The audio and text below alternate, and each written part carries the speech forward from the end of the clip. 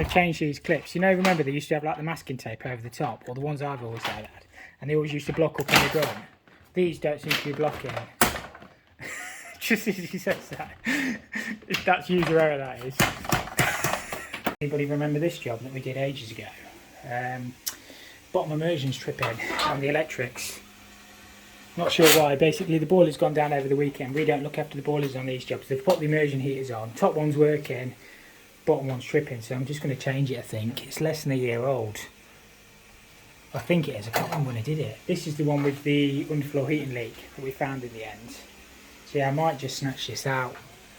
It's only in the boiler room anyway. But yeah, I'll get it sorted one way or the other. Basically, you pop it on. It hasn't gone off that time. Would you believe it? That's unbelievable. That's unbelievable. I tried that like 3 times this morning and it tripped straight out on this RCD. So why is that not tripped out now then? Unless it had a bit of water from it. I don't know what to do. Switch that back on there. Yeah, it's blowing the main RCD out. Normally when it blows the RCD out, that means the actual element's gone. I just can't see the element being gone on that. I can't see that being faulty because it's literally brand new, but I don't see what else would be tripping the RCD. So we're just gonna change it. Obviously we changed the start, we're just gonna snatch this out. Obviously it's a big cylinder. Well, we've got 300 litres, but we're only in a boiler. Yeah, it's a 300 litre, but we're only in a boiler room. So if we're quick, that'll come out and we'll just snatch that across. Get the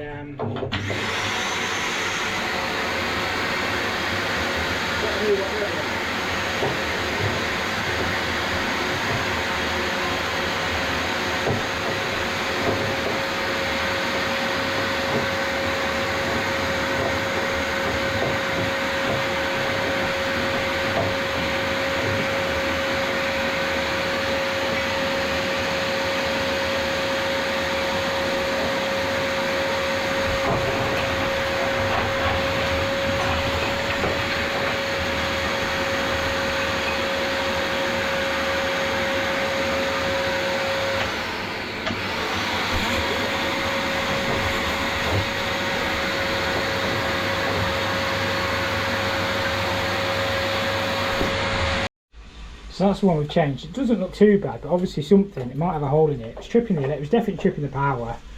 So it wasn't the start. We've just changed the element, we just snapped it out. I don't know if the GoPro captured it, but Jacob's just reconnecting that back in there. And yeah, that should be fine. Top one's not tripping. I say boiler's gone down over the weekend.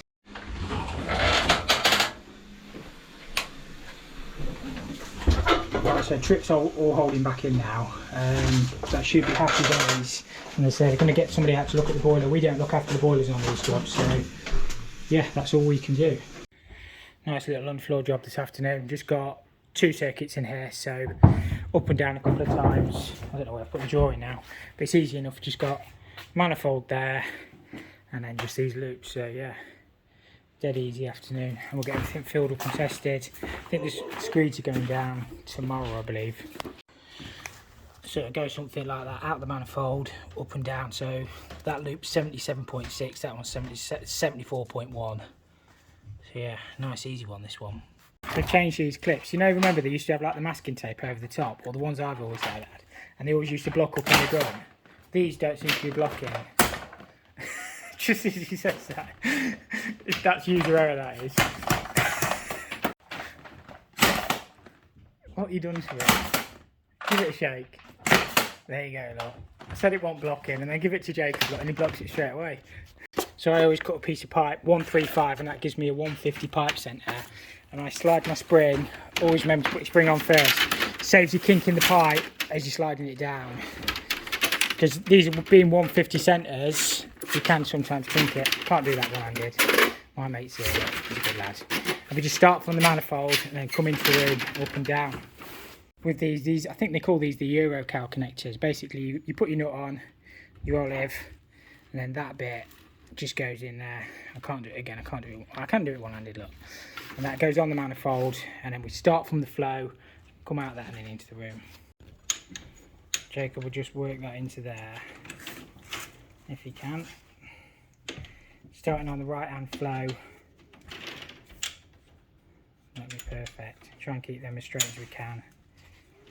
We keep the first one 100mm off the corner, and then just work it in from there. Everything else will be 150 apart. I know you can get them coilers or decoilers, but I tend to walk it out and then just work that bit in, if that makes sense. If you wonder what the red polythene's for underneath, obviously that's the DPM, but that's for radon gas. Red is radon. It's obviously a lot more expensive. It stops the gases from coming through. You don't very often see it, but that's what it's for. And obviously we've got our cold spot insulation there as well, 25mm on the outside. But yeah, red is radon. About, I don't know, 3/4 of the way across the first loop. It doesn't take long to run it in. What we've been at it about 10 minutes, so not too bad. I say this is about as easy as it gets with underfloor heating. Yeah, we'll be done in no time. We're getting there. My mate's gone for his dinner, so I'm riding solo on the last bit. We'll get it done. Right, that's it all done. I'm just going to go around, make sure the pipe's nice and straight. I've got a few clips left so I can bang them in as and where we need them. But yeah, looks fine now. You just got to tack this perimeter stuff on. All this does is it stops the screw from expanding. I know we've got the 25mm cold spot insulation, but I still always put this on, and then obviously when it's plastered they cut that off. All this does is literally just tacks the wall. So yeah, we'll get that put on quick. We'll get the manifold filled up and we'll be on our way. That was the gas pipe to the boiler on this job. I know I just ripped it out. I didn't get any footage of it, but look how flat that is. I'm surprised the boiler was even working. It's only like a 15 RI. But blimey, whether they did that when they ripped the kitchen out, he reckon not, but... Right, I'm going to get this manifold pumped up while Jacob's just clipping that round. How I like to do mine, I've just got one of these Clark, I think it's a Clark pump. All I do is connect that on the inlet, the other one on the outlet, and just bleed it through. But the other way of doing this is I can tip some inhibitor in this tub and then just pump it out this tub. So it's not a bad little method really. That's how I do it, and it purges all the air out through the pipes as well. So just dump that inhibitor in there for a start, and that way we know that all that underfloor heating and all the pipe work's got an inhibitor in. Right, we just put some water in there with the inhibitor. It won't take a lot to fill these loops. Probably one of these header tanks will do it. Right, we'll make sure them circuits are open, and that we might need to prime the pump to be fair. Is that sucky? Yeah, we'll have to prime that pump. It's supposed to self-prime, but hey ho.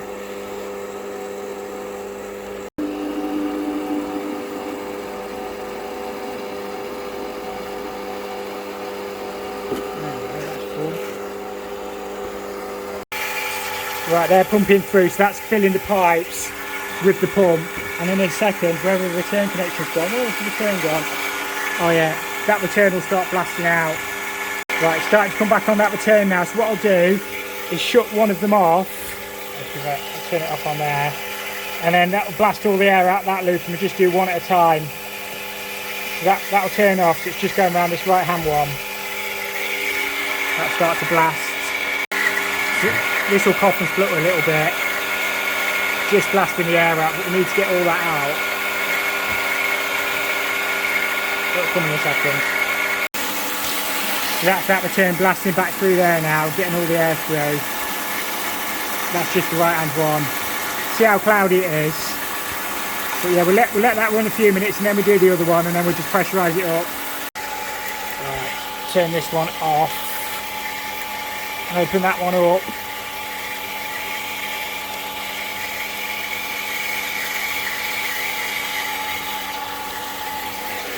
That should cough and flirt a little bit. Okay, there's not much air in that, is there? We just let that run.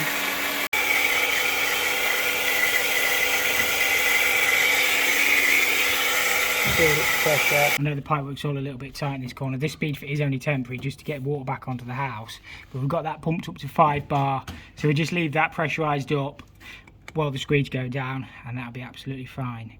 It might drop a little bit just because obviously we squeeze the pipe. But yeah, what is it, 4.5 bar actually. That'll be fine. So all that is done, tested.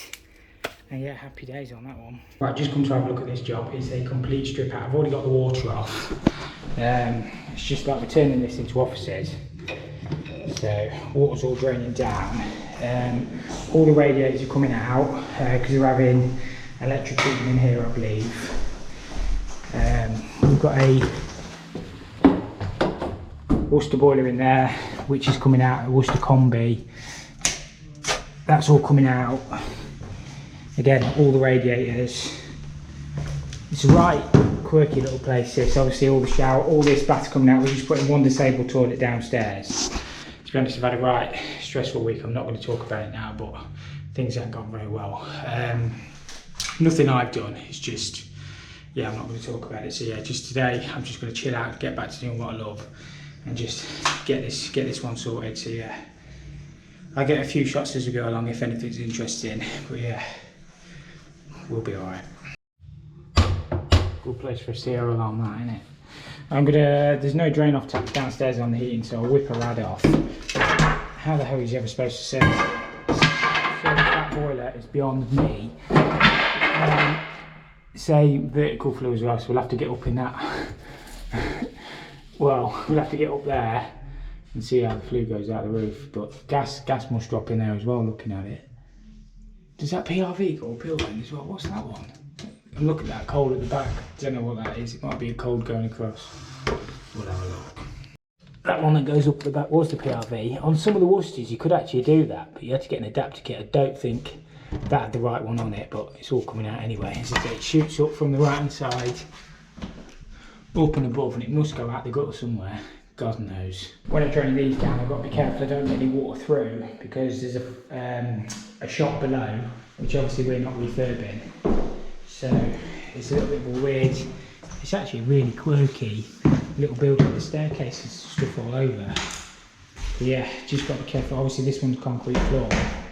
But yeah, in there, I don't want to get any water through. This bit I'm alright, I think, because I don't think it goes as far back as this. But yeah, got to be careful.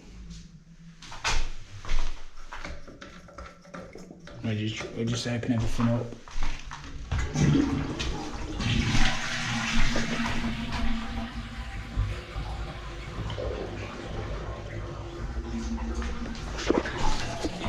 And the other thing I should say, we've had a full survey done on this for asbestos, so if you see anything, it won't be asbestos. All the asbestos has been removed before we start work. But if you do come across anything, obviously they're supposed to knock holes in walls and stuff like that, but if you do come across anything obviously that looks like asbestos, treat it as that and just stop. I've just got that draining down just through that valve.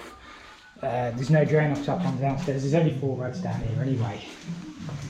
We've just got that one where we were, we've got that one, and then there's one through here.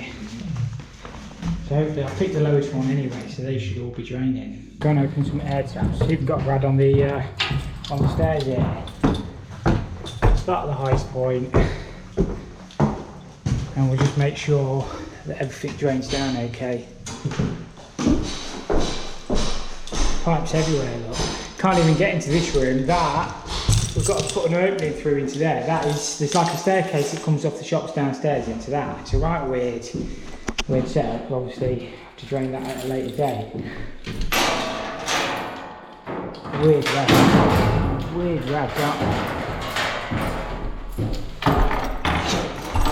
What is this?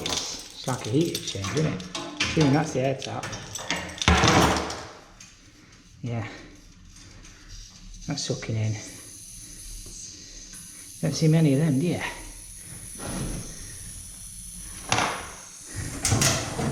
Don't see many rads like that anymore. All this is a heat exchanger. I think that's just, I don't think that's copper, I think that's stainless going through there. So you've got your flow in, goes around the heat exchanger, back around, and then drops out the return. And obviously the grill went on the front, and that just obviously radiates the heat. Yeah, don't see many of them. As I say, that one in there, we'll probably just have to cap them pipes so they don't drip through the ceiling. The backside of that loft hatch bit, Parsons Brothers and Snape Limited, Lincolnshire Solid and Fuel Specialists, robot delivery services, quality fuels, bagged and weighed and at your door. But that's all, isn't it? Love it like that. Bit of history in it. It's Lincoln, that is.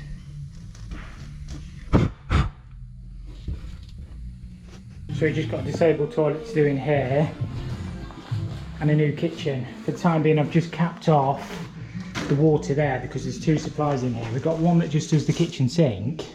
Why they didn't connect it onto that pipe over there, I don't know. And then there's one that comes under this step, and then there's another stop tap in here. So we'll be able to pick this one back up and use this to feed the disabled toilet.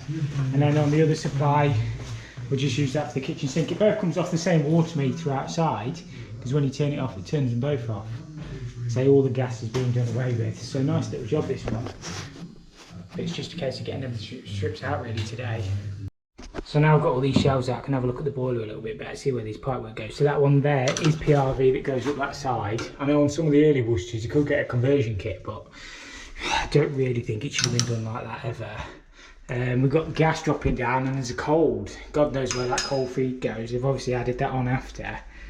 So yeah, these are the colds coming into the boiler through the cow mag. All this is coming out anyway. They're the old primaries they've picked up for the heating, flow and return. And then the hot is actually on a galvanised feed there. But yeah, interesting. I like looking at old stuff like this. And then, oh, it's going to be fun up there, isn't it? Oh, yeah, we'll save that bit for the apprentice.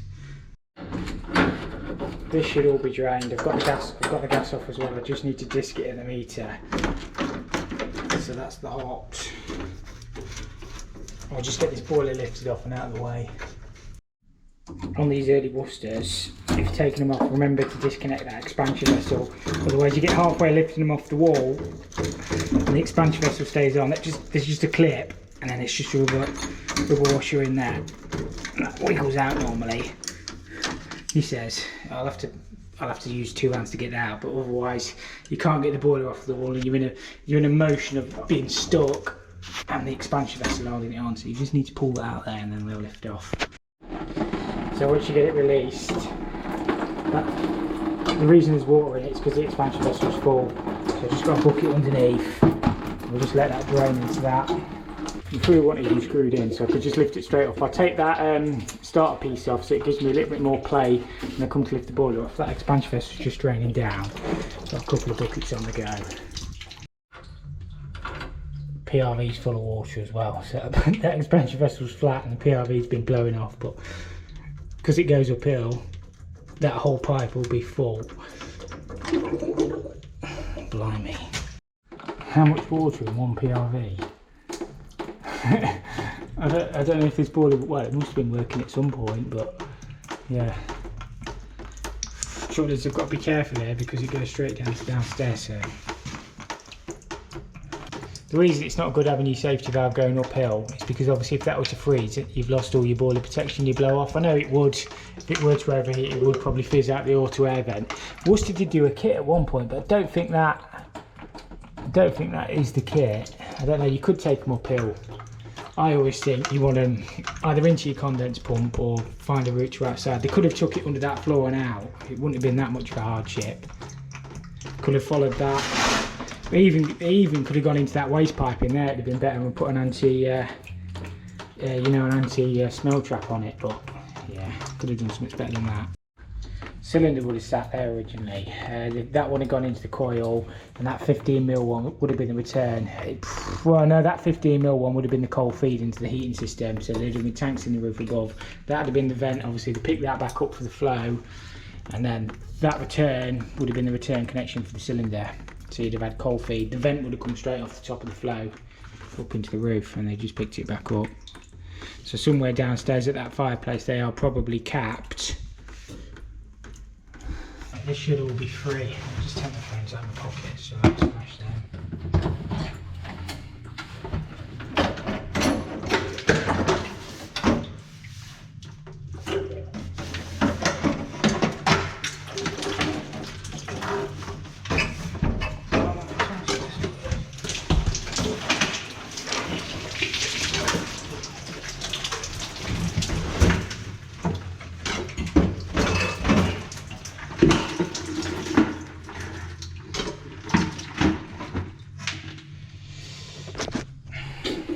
know I could have pumped that expansion vessel just to empty it out, but just do it like that. Just have a dry up down here. Easier to get to the PRV now and change it, isn't it? That's your plate, the pump, Buster's diverter valve in there. Bet that cold there's for the electric shower. It's been tagged on at some point, hasn't it? Get that in the bucket. That's the boiler wall gone. Hopefully my scrap bucket will be nice and full at the end of this job. Still got to strip out all their rads and stuff. I'll start, well I'll get all this copper stripped out in here, and then I'll have a look at the bathroom. It won't take much. Luckily it's not a cast iron bath, it's only a plastic. Nice coloured suite, isn't it?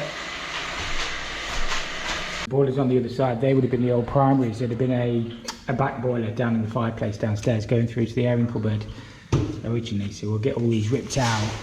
That was obviously the condense off the boiler, just draining all the heat in. It's had some fudgery here, hasn't it, over the years. Bits of pipe everywhere. I think the hot on the other side comes in galv. Wherever it comes here, I don't know. I'm not sure, but we're stripping it all out. That one there that I just ripped out wasn't even soldered at the bottom. Makes you wonder sometimes how the hell they don't leak. Well, it maybe was, but pulled straight out, you can see it's still copper there. So, never leaked though, did it? Scrap pile's getting bigger.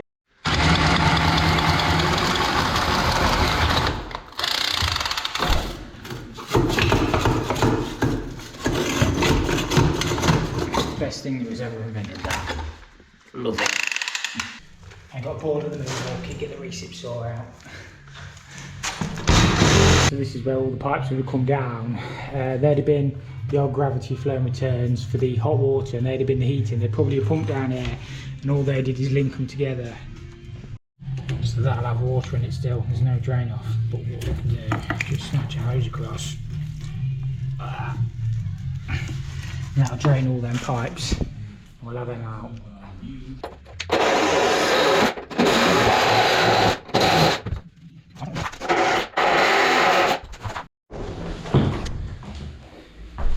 I'm actually going to leave this bathroom for another day. Everything's drained down anyway, this won't take much up and out.